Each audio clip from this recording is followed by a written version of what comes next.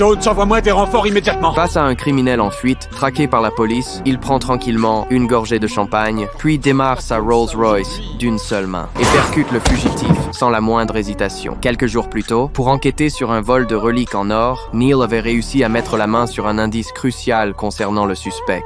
Je voudrais que tu vérifies un bon de prêt sur gage pour moi. Comme aller chez le prêteur sur gage et ramener cette pièce.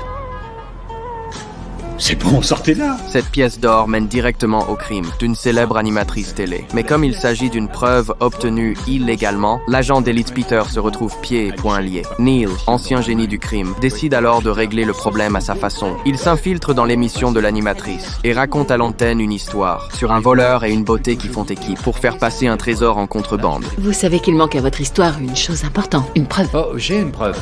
Dans cette histoire, ce qui manque... Éteignez les caméras. La journaliste accepte finalement de coopérer. Pour pouvoir arrêter le criminel, elle est contrainte de participer à une opération sous couverture. Neil doit jouer le rôle d'un milliardaire, mais la voiture de luxe fournie par la police n'est qu'une simple Mercedes.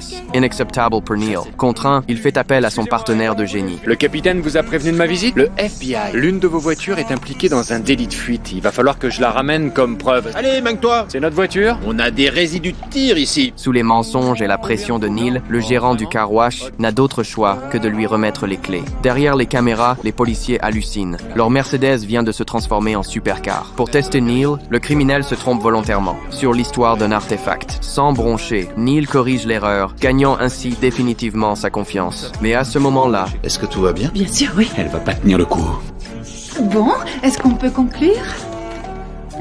Ne jouez pas avec moi. Vous êtes du FBI. La situation se bloque et le criminel profite du chaos pour prendre la fuite. Peter, qui surveille les environs, se lance aussitôt à sa poursuite. Mais manque de chance pour le fugitif. Il tombe nez à nez avec un chauffeur, en train de savourer tranquillement son déjeuner.